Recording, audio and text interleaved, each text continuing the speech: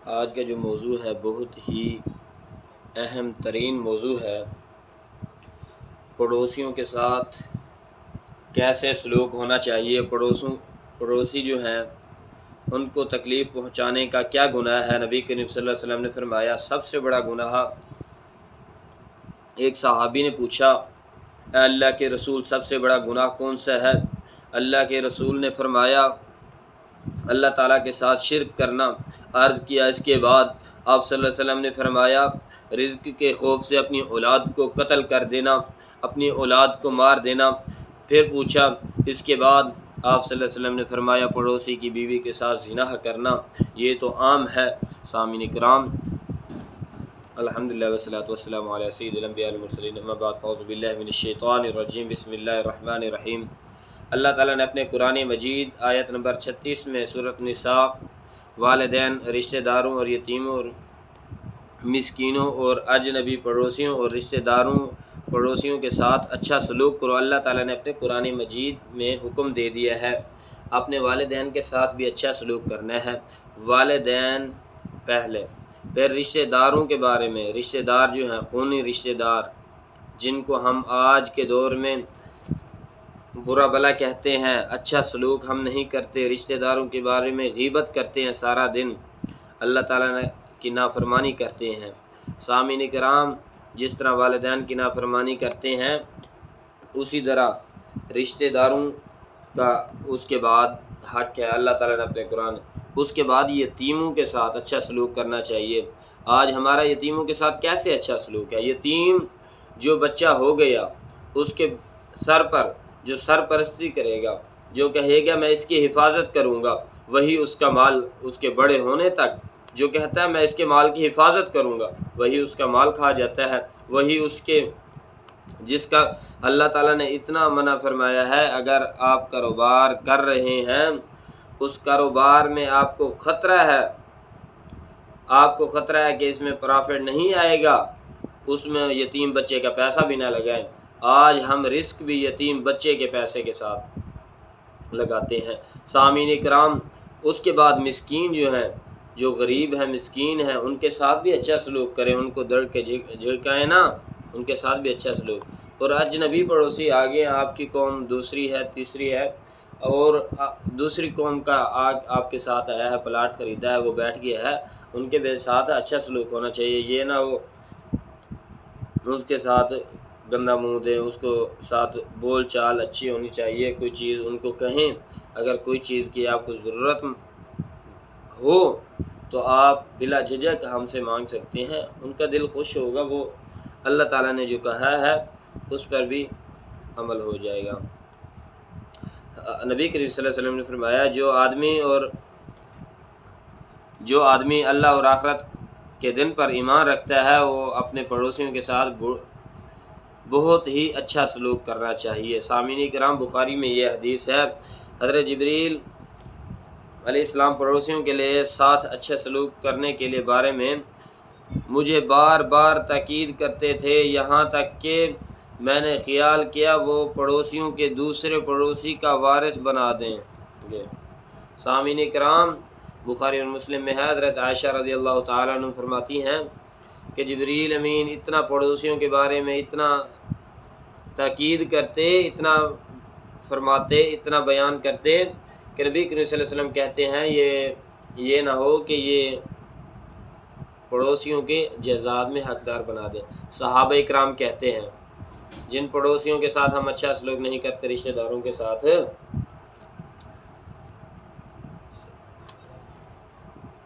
اچھا سلوک نہیں کرتے، تو صحابہ کرام کہتے ہیں شان پر جب نبی کریم صلی اللہ علیہ وسلم پڑوسیوں کی شان بیان کرتے تھے، فضیلت بیان کرتے تھے، ہمیں ایسا لگتا تھا کہ نبی کریم صلی اللہ علیہ وسلم آگے یہ نہ کہہ دیں کہ آپ کے پڑوسی آپ کی جائیداد کے بھی وارث ہیں، آپ کے جائیداد میں سے حق رکھتے ہیں۔ کیا ہم جائیداد تو دور کی بات ہے، ہم تھوڑا سا بھی اچھا سلوک کرتے ہیں پڑوسیوں کے ساتھ؟ اپنی گربان میں جھانک کے دیکھیں، اپنا ماحول دیکھیں، اس ذات کی قسم ہے جس کے قبضے میں میری جان ہے۔ حضرت انس رضی اللہ تعالیٰ نے بیان فرمایا، مسلم میں حدیث ہے، رسول اللہ صلی اللہ علیہ وسلم نے فرمایا جو آدمی اس وقت تک مومن نہیں ہو سکتا جب تک وہ اپنے پڑوسی کے لیے وہی چیز پسند نہ کرے جو اپنے لیے پسند کرتا ہے۔ اللہ اکبر، اتنا باریکی کے ساتھ اس وقت تک مومن نہیں ہو سکتا۔ آپ نمازیں پڑھتے رہیں، پڑوسیوں کے ساتھ اچھا سلوک نہیں ہے، جو اپنے لیے پسند کرتے ہیں پڑوسیوں کے لیے آپ وہ پسند نہیں کرتے، تو سامعین کرام آپ کی نہ نمازیں ہیں، نہ قرآن ہے، نہ عبادت ہے، نہ حج ہے، نہ عمرہ ہے، نہ کوئی چیز ہے۔ پڑوسیوں کے اتنا بڑا پڑوسیوں کو تکلیف دینا۔ حدیث میں ہے نبی کریم صلی اللہ علیہ وسلم نے فرمایا، ایک صحابی نے پوچھا، بخاری اور مسلم میں ہے، حضرت نقل کس نے کیا؟ عن ابن مسعود رضی اللہ تعالیٰ عنہ نے، کہتے ہیں ایک صحابی ہے، کہتے ہیں سب سے بڑا گناہ کون سا ہے اللہ کے رسول؟ آپ صلی اللہ علیہ وسلم نے فرمایا، اللہ کے ساتھ کسی کو شریک نہیں ٹھہرانا۔ اللہ تعالیٰ سے مانگنا ہے، جو مانگنا ہے اللہ تعالیٰ سے مانگنا ہے، اللہ تعالیٰ کے علاوہ کسی سے نہیں مانگنا۔ سر جھکانا ہے تو اللہ کے سامنے جھکانا ہے۔ اولاد مانگنی ہے اللہ تعالیٰ سے، کاروبار مانگنا ہے، کاروبار میں برکت مانگنی ہے اللہ تعالیٰ سے، کسی اور سے نہیں۔ عرض کیا اس کے بعد آپ صلی اللہ علیہ وسلم نے فرمایا، رزق کے خوف سے اپنی اولاد کو قتل کر دینا۔ مہنگائی کے دور میں اللہ تعالیٰ کے در پر نہیں جانا، اللہ تعالیٰ سے مانگنے نہیں آنا، مہنگائی کی وجہ سے اپنی اولاد کو قتل کر دینا۔ نہ اگر پریشانیاں ہیں، تکلیف آزمائش آ چکی ہے تو اللہ تعالیٰ کے گھر آئیں، اللہ تعالیٰ سے مانگنے، وہ علی کل شیء قدیر، اللہ تعالیٰ ہے، یہ دنیا والے نہیں ہیں۔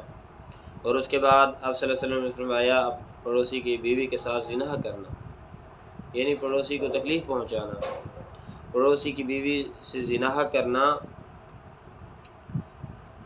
دوسری 10 عورتوں کے ساتھ زنا کرنے کے بھی بڑا گناہ ہے۔ مسند احمد میں حدیث ہے، ان مقدرہ بن اسود رضی اللہ تعالیٰ بیان فرماتے ہیں کہ رسول اللہ صلی اللہ علیہ وسلم نے فرمایا، اگر پڑوسیوں کی بیوی کے ساتھ آپ نے زنا کیا ہے تو 10 عورتوں سے، عام 10 عورتوں سے زنا کر لے، پھر بھی اس سے بھی زیادہ ہے۔ سامعین کرام، آج بڑے پڑوسیوں کی بیوی پر، چھوٹے پڑوسیوں کی بیٹیوں پر آنکھ رکھے پھرتے ہیں۔ سامعین کرام، یہ بہت ہی بڑا گناہ ہے۔ اس کا کیا فائدہ اس پڑوسی کا، اس رشتہ دار کا، جس کی رشتہ دار کی نگاہ سے اس کا پڑوسی محفوظ نہ ہو، اس کے رشتہ داری محفوظ نہ ہو۔ نبی کریم صلی اللہ علیہ وسلم نے فرمایا، ابی شریح رضی اللہ تعالیٰ عنہ فرماتے ہیں، اللہ کی قسم وہ آدمی مومن نہیں۔ آپ صلی اللہ علیہ وسلم نے 3 مرتبہ یہ جملہ دہرایا، اللہ کی قسم وہ آدمی مومن نہیں، وہ مومن نہیں۔ عرض کیا گیا کون؟ اللہ کے رسول صلی اللہ علیہ وسلم۔ آپ صلی اللہ علیہ وسلم نے فرمایا، جس کی شرارتوں سے اس کی پڑوسی محفوظ نہ ہو۔ سامعین کرام، ہماری شرارتیں بھی ایسی ہیں، بخاری میں حدیث ہے، نبی کریم صلی اللہ علیہ وسلم نے 3 بار اللہ کی قسم اٹھا کر کہا، اللہ کی قسم وہ آدمی مومن نہیں ہے، اللہ کی قسم اس کی نمازیں، حج، قرآن، زکوٰۃ، صدقہ، خیرات کچھ بھی نہیں ہے، وہ مومن نہیں ہو سکتا۔ جس کی شرارتوں سے موقع ملنا چاہیے۔ آج جو بھی کہے ہم اچھا سلوک کرتے ہیں، بس اس کو موقع نہیں ملتا۔ آج ہمارا وہ ایمان ہو چکا ہے، اللہ تعالیٰ کا ڈر اتنا ہے، صرف موقع ملنے کی دیر ہے۔ اللہ اکبر۔ وہ آدمی جنت میں داخل نہیں ہوگا جس کی شرارتوں سے اس کا پڑوسی محفوظ نہیں ہوگا۔ مسلم میں حضرت ابو ہریرہ رضی اللہ تعالیٰ عنہ نقل کیا، نبی کریم صلی اللہ علیہ وسلم نے فرمایا، وہ آدمی جنت میں داخل نہیں ہوگا جس کا پڑوسی اس کی شرارتوں کی وجہ سے محفوظ نہیں ہے۔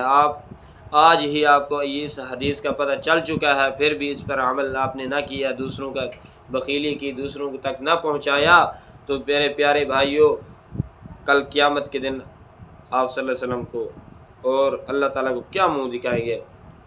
آپ صلی اللہ علیہ وسلم نے اگر آپ سے پوچھ لیا، کیا میرا دین آپ کو اتنا مشکل لگتا تھا؟ اور میری بہن آپ سے، امی فاطمہ نے پوچھ لیا کہ میرے بابا کا دین آپ کو اتنا مشکل لگتا تھا، اللہ تعالیٰ نے پوچھ لیا، اس پر عمل کرنا، میرے نبی کریم صلی اللہ علیہ وسلم کے احادیث پر، قرآن پر، میرے فرامین پر آپ کو عمل کرنا اتنا بڑا مشکل لگتا تھا۔ ایک صحابی نے عرض کیا کہ مجھے اچھائی یا برائی کا کیسے علم ہوگا؟ آپ صلی اللہ علیہ وسلم نے فرمایا، جب تم اپنے پڑوسیوں کو یہ کہتے ہوئے سنو کہ تم نے اچھا کیا، سمجھ لو تم نے اچھائی کی، اور جب تم اپنے پڑوسیوں کو یہ کہتے سنو برا کیا تو سمجھ لو کیا تم نے برائی کی۔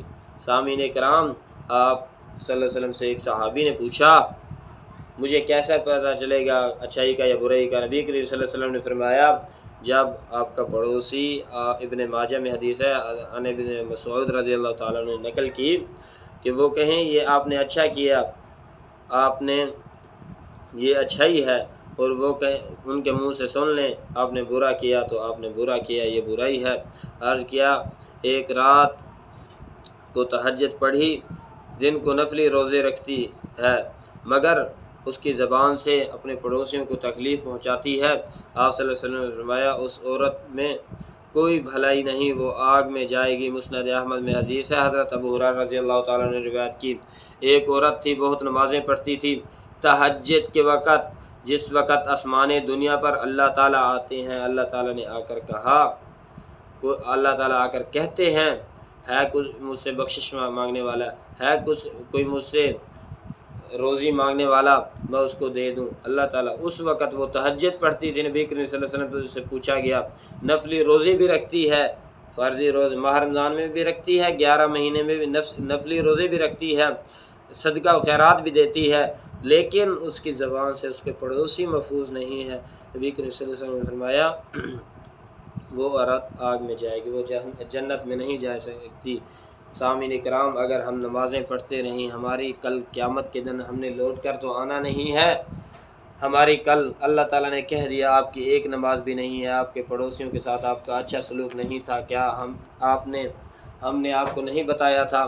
اللہ تعالیٰ نے کہہ دیا، نبی کریم صلی اللہ علیہ وسلم نے کہہ دیا آپ کی نہ روزہ ہے، نہ زکوٰۃ ہے، نہ صدقہ خیرات ہے، کوئی چیز نہیں ہے، تو کل قیامت کے دن ہم اللہ تعالیٰ کو کیا چہرہ دکھائیں گے؟ ہم نے لوٹ کر واپس تو دنیا میں آنا نہیں ہے۔ میرے پیارے بھائیوں، اس چینل کو سبسکرائب کر لیں تاکہ آنے والی اچھی سے اچھی دلائل کے ساتھ آپ تصدیق خود کر سکتے ہیں۔ اللہ تعالیٰ نے آپ کو عقل اور شعور بھی دیا ہے، صلاحیت بھی دی ہے، تصدیق کر سکتے ہیں۔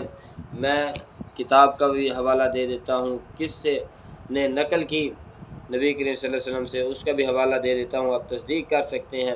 لیکن سننے کے باوجود دوسروں تک شیئر نہ کیا، سبسکرائب نہ کیا تو آپ بخیل شخص ہوں گے، اس کے بعد آپ اس پر عمل نہ کیا تو آپ اللہ تعالیٰ کی عدالت میں مجرم ٹھہرو گے۔ اللہ تعالیٰ ہمیں پڑوسیوں کے ساتھ اچھا سلوک کرنے کی توفیق عطا فرمائے۔ سامعین کرام، قرآن و حدیث کے مطابق، صحابہ کرام کی زندگی کے مطابق، انبیاء کرام کی زندگی کے نقش قدم پر چلنے والا بنائے۔ اللہ تعالیٰ ہماری ٹوٹی پھوٹی عبادت اپنی بارگاہ الہی میں قبول و منظور فرمائے اور ہمارے لیے نجات کا ذریعہ بنائے۔ وآخر دعوانا الحمدللہ رب العالمین۔